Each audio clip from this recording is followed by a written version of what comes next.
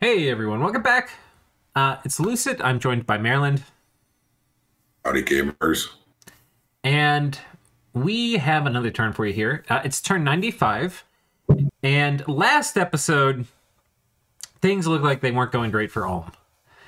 He basically is left to deal with a lot of the weight in this anti-Pelagia coalition, and the tides have turned, and the sea is starting to kind of swallow him. So. But if we look at a quick glance here, it looks okay. Yeah, it looks like it's died down.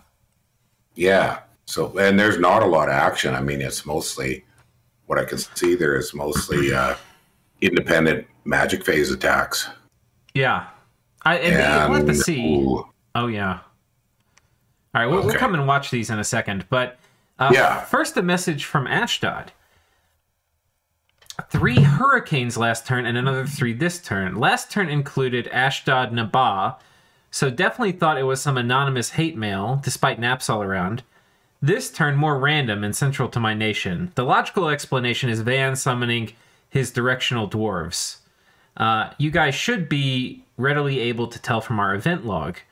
If it's Van's uniques, then have to prepare for a world AC, constant darkness, constant storm, no more mass flight, makes archery useless, Earth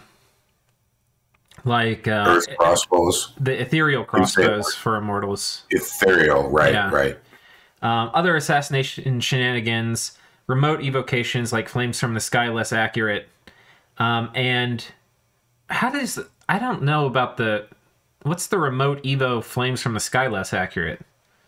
I don't know what he's talking about there. I've never heard of that. It doesn't use any precision. It just hits 50%.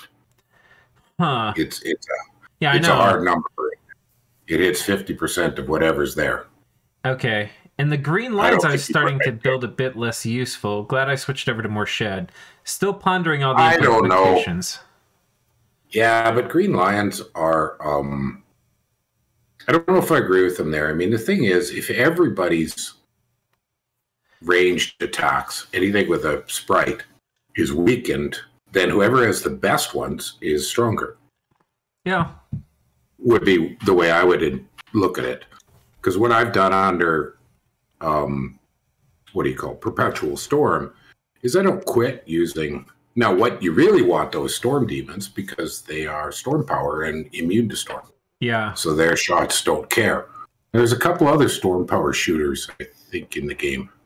Or you can give somebody with storm power a bow.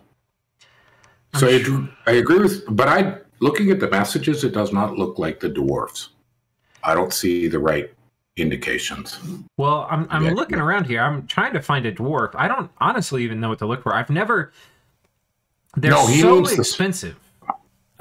He means that global, right? No, they're not a global. It's a very unique mechanic in that it has.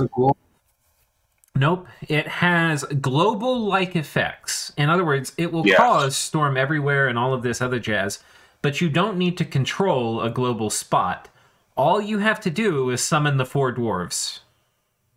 Yeah, summon the dwarf of the 4 directions is the spell I was thinking of. Right. You're right. It doesn't take a global slot, but once you've summoned it, it all starts generating. No, but there's 4, and I could be wrong because I didn't prepare for this, but I believe there's 4 different unique dwarves, and you have to cast that spell 4 times to get each dwarf, and it's an expensive spell. It's like 60 air or something, right?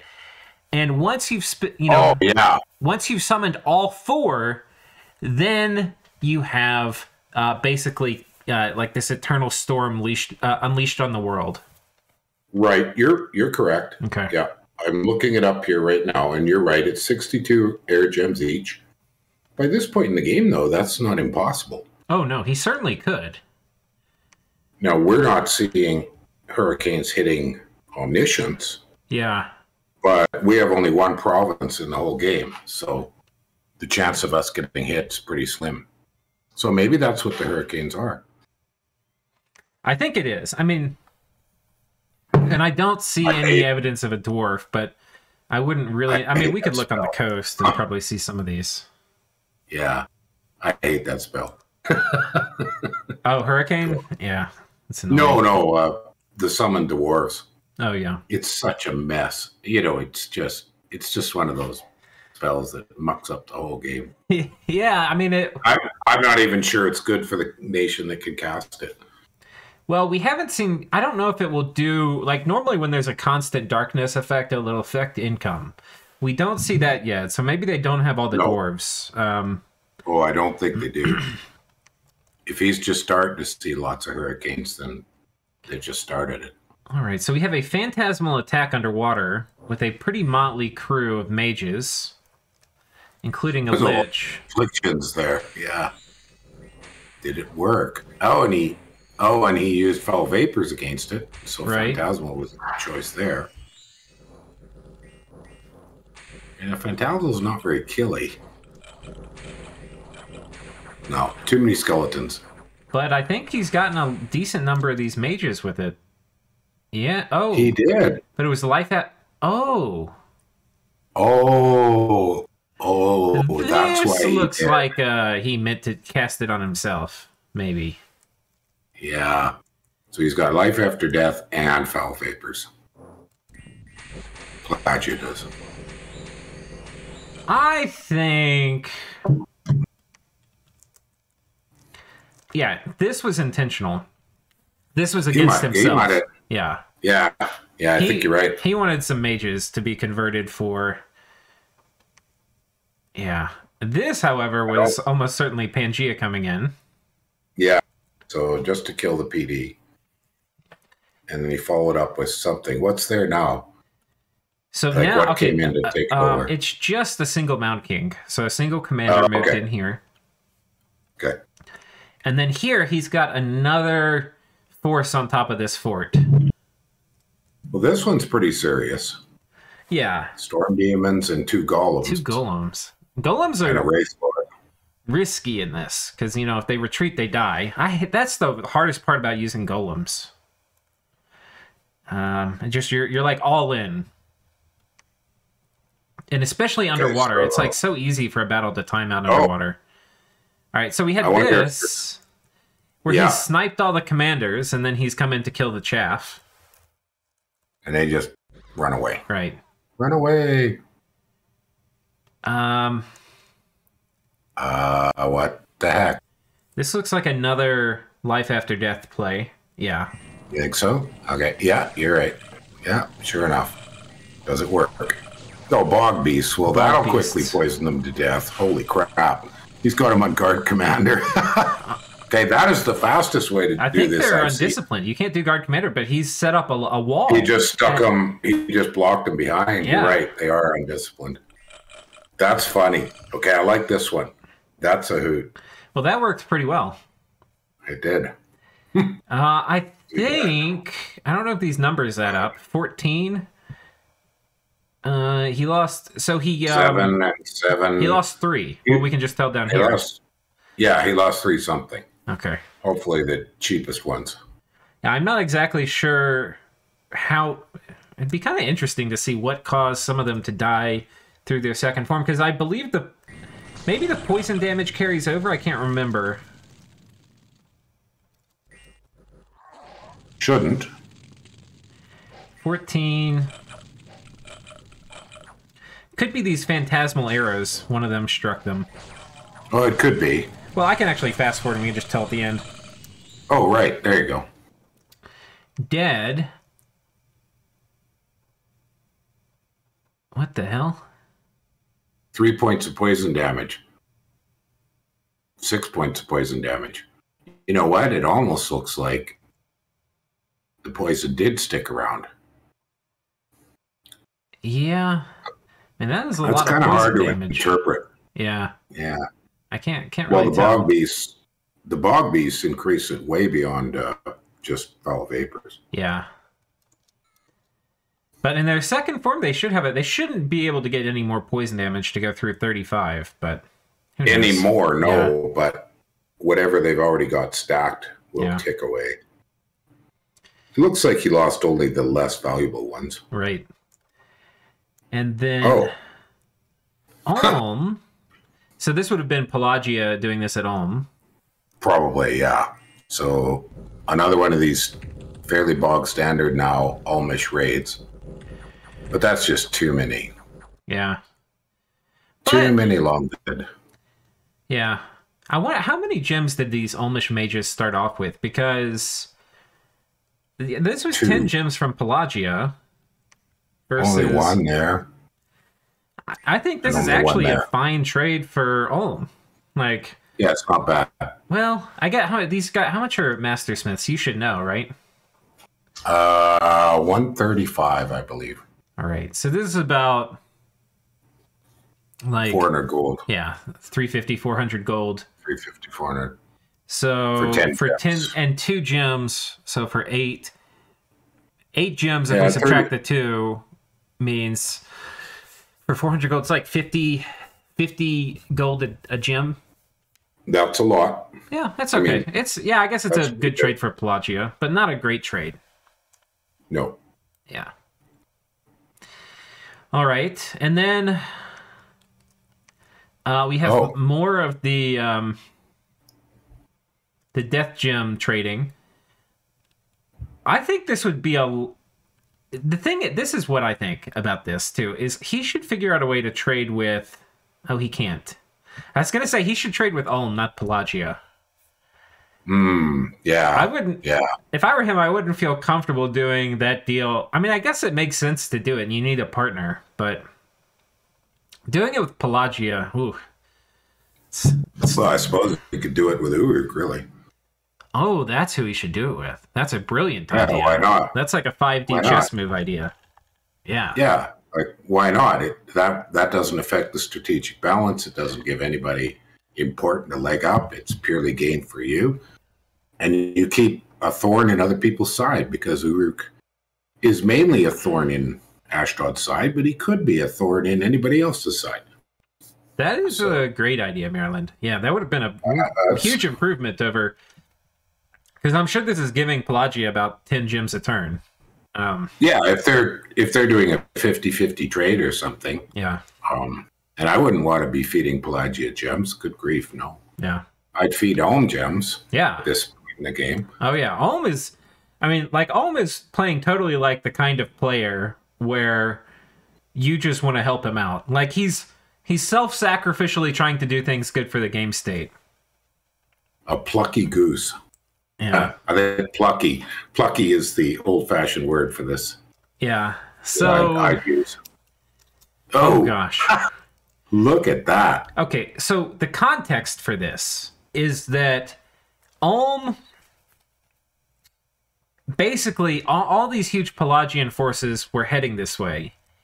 And Ulm, it was looking like, okay, are you going to be able to hold the fort? And oh my god, there is so much stuff from Pelagia. Yeah, a lot of it's crap, but not all of it's crap. Not at all. Right. There's some elite. Well, look at the cave grubs. Yeah. Let's see what the siege strength on these things is. Oh, it's massive. 13. Oh my gosh. And he's got 20 of them. Yeah. But he's got Blackhawks. He's got Soulless. He's got animals. On Ulm's side, let's see what he has. He has a Fairy Queen.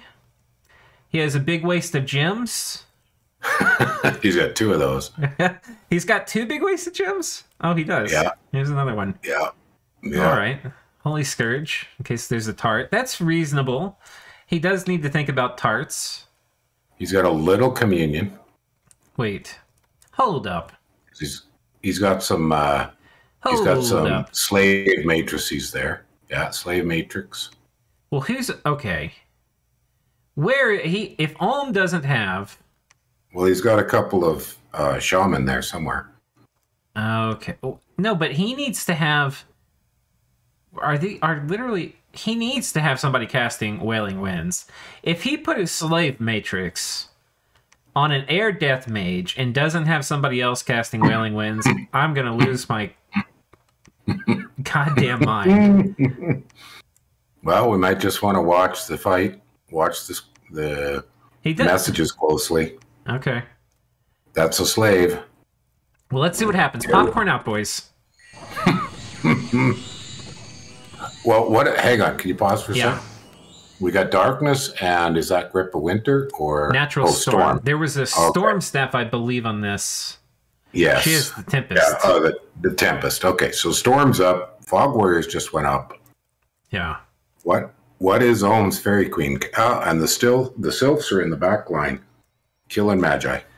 She's casting Storm Power without having cast Storm herself. Well, he might have figured that he probably had gassed. We've seen the Tempest before.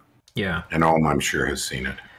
All I'll say right now, Marilyn, is this army from Ohm is disrespectful of our... Like, I don't know. I've just played enough games with Arco. Like, it's disrespectful.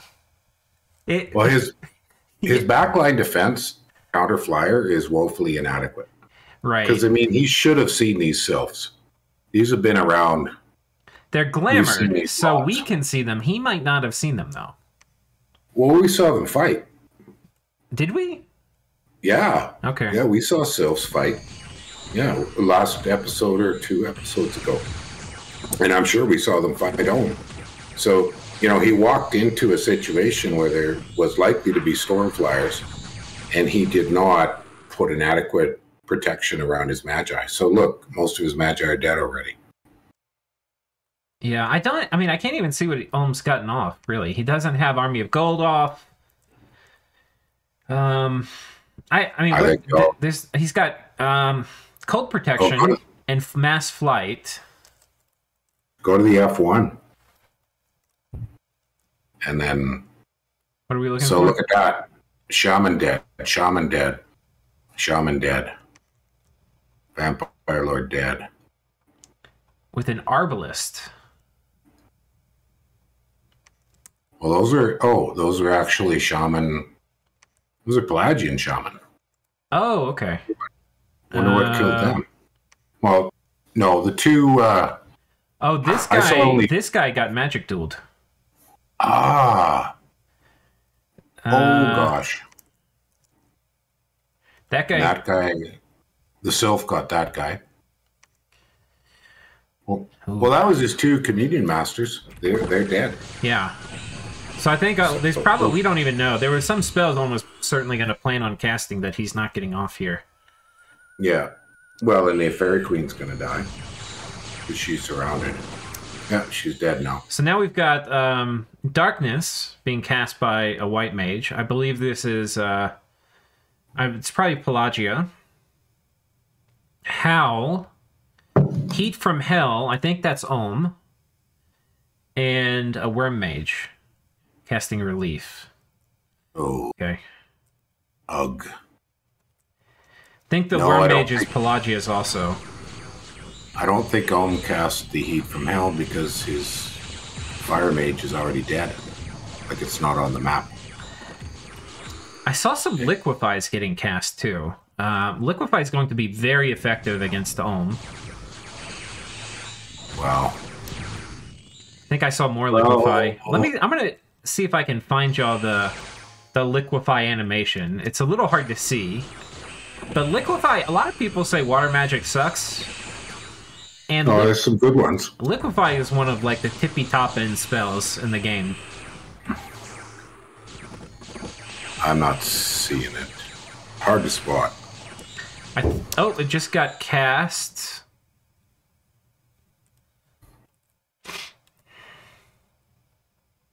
Hard to see where. Yeah, excuse me. It looks like a little rainbow sparkle effect.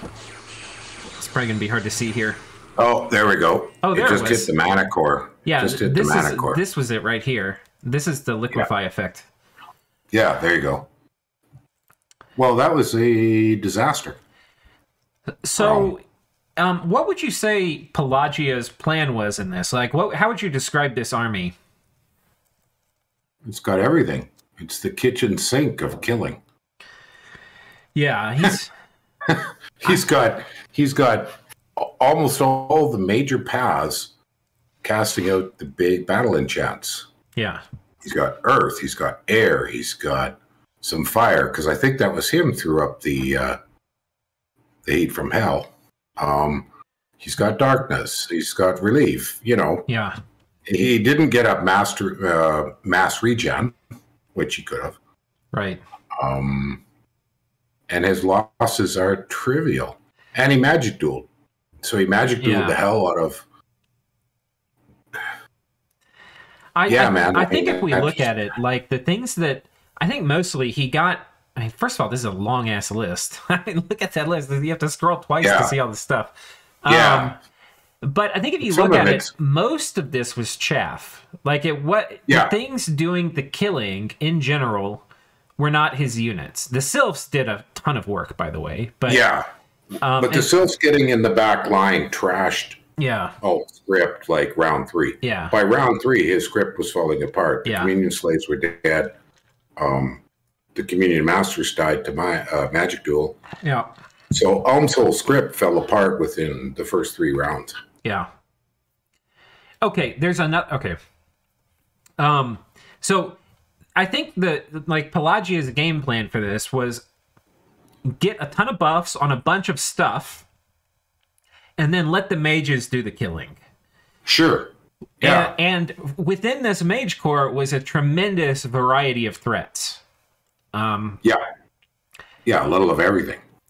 There's something else, which I'm suspecting we'll hear from Ulm next turn about Flames from the Sky shenanigans. We can actually tell. Let's take a look at the HP of the armies, and we can probably tell if Flames from the Sky was used. Well, look at the adept of... He's at 1 HP, the adept of Pyrofladian. Yeah, look at these guys. 1 HP. Is he diseased? Nope. Yeah, this was most likely several Flames from the Skies. Yes. So, yeah. So when I was like, this is criminal, this is the problem, too, with, like, us trying to cast and not being able to see everything. This weird backseat driving, like, this is criminal that, he didn't have a Wailing Winds caster. No, but... That almost certainly he did. Right, and look at the hit point damage to all the Guardians there. Yeah. Like, they're all at 10 to 20% of full hit points. Yeah. So a ton of them were dead already. Yeah, this got ruined by Flames from the Sky. So a lot of the things where we're like, so when I was saying, like, this is disrespectful, it is only disrespectful after most of the army probably got killed off by Flames from the Sky. Yes. Well, I'm glad you noticed that, because that's a good caveat and good to be fair to Ulm that he made a major effort. Yeah. But Flames, I mean, I don't know. How the hell does Ulm even look at this have any option about dealing with this stuff? Yeah, he cracked a 1,000 wall. Yeah, it's tough. I mean, Flames from the Sky is not a great spell against Ulm, right? Like, it... Well, they got better than average hit points and stuff. And yeah, and it's armor piercing, but Ulm has a ton of armor. Yeah. So... But enough of them. Plus, it weakened them so that in combat they were severely weakened. Yeah. I do think if you're going to attack them, you need fire resistance on mages you want to survive. And for Ulm, they can do that pretty trivially. Now, he also, and I actually suspect... Oh my god, it's a cold Ulm.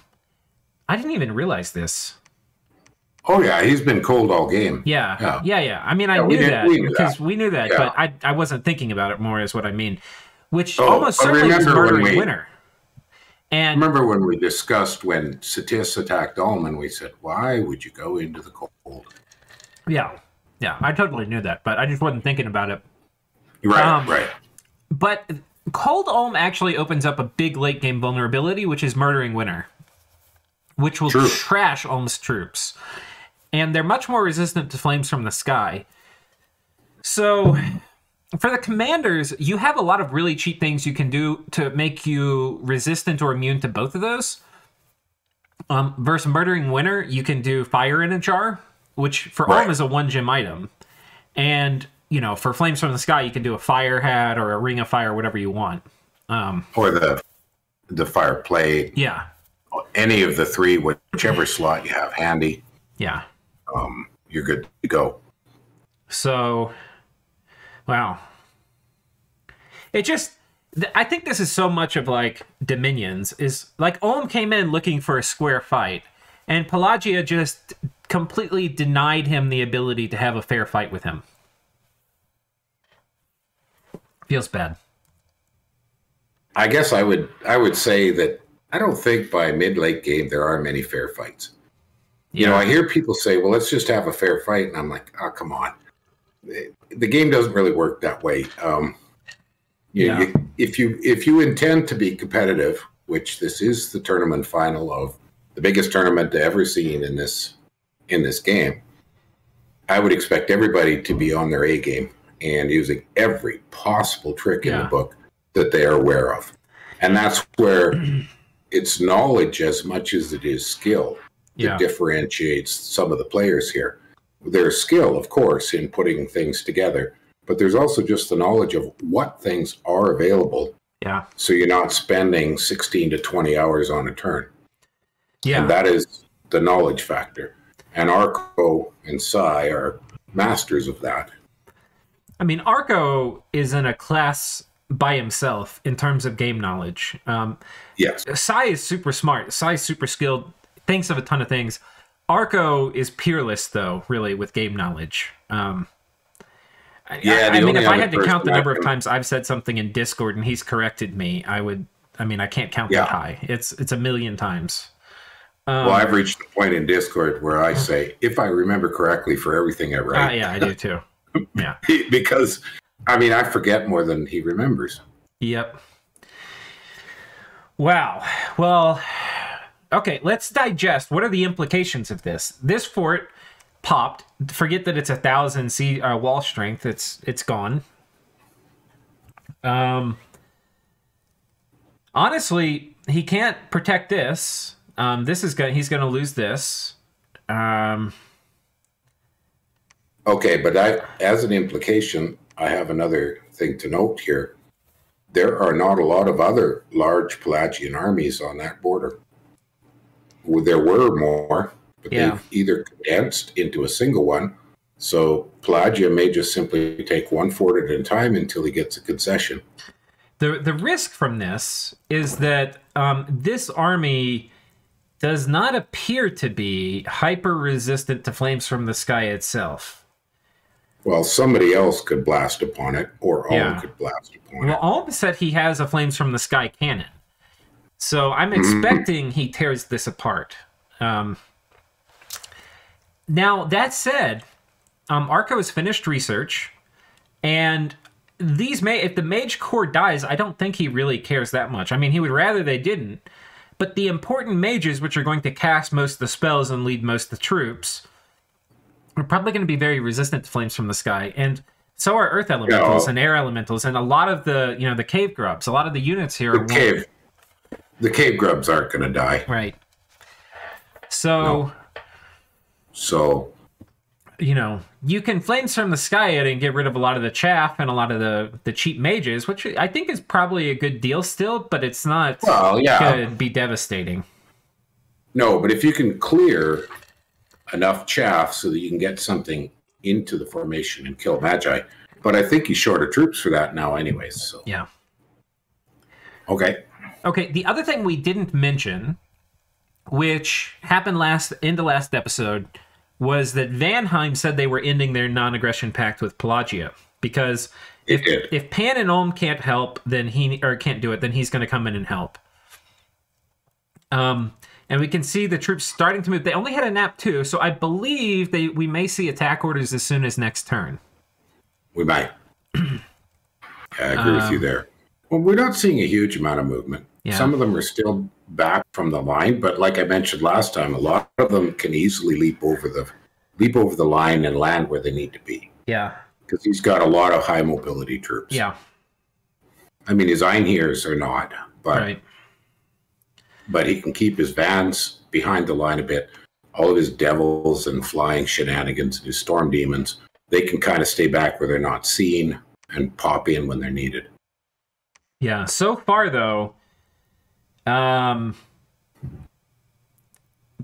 his deep raiding that he did against Pelagia got completely countered, though. Pelagia is not very scared of elf thugs coming in and raiding his land, as he has shown before. Yeah, I don't think elf thugging is probably his best option now, but actual parties of Vanyar with a good number of ants could do well. Yeah. But he can, if he's buying flying undead commanders or demon commanders, he could just fly over with imps and devils. Yeah, that's a good point. And storm demons, you know. And it's going to be hard to counter that with those little defensive units. Okay. Pelagia disrespecting Ulm and attacking him with his own troops. Gonna Pretty beat up. Protection on them? Yeah. And then run away. And then run away. Touch of wait a madness minute. and run away. That's clever. I've never seen that. That's kind of cool. That way you don't have to risk the commander's life. And... Oh, these aren't Black Lords. Oh, well, they didn't. They're Black Knights, yeah. They're Black Knights, okay. That's clever. That was cool. That was cool. That's a cool little trick. I'll have to remember that. And that's... here we are. Yeah, it's been a while since we had a ritual sacrifice. I was worried that the Ohat couldn't come back to entertain us. This is just so hilarious. I mean, isn't the Greek mythology? They're picked. His eyes are picked out, or guts are eaten by vultures. I mean, no, that's what's his name that got chained to the? It's Tartarus, right? Like no, starts with P. Oh, why can't I remember that? Here, let me Google it. Anyhow, these birds are serving the role as vultures. Well, your keyboard's really loud. Oh, sorry about that. Prometheus. That's who you think. Yeah. Yeah, Zeus chained him to the rock. And what the heck is Pelagia attacked Pangaea, but was defeated. With what is it? This is a funny looking little group. A hill giant and one wraith lord. Ooh, Wind of Death. This is Wind of Death. Yeah. Oh, okay. Oh, yeah. Well, it got quite a few penetrations. Oh, but he made a donation to Pangaea.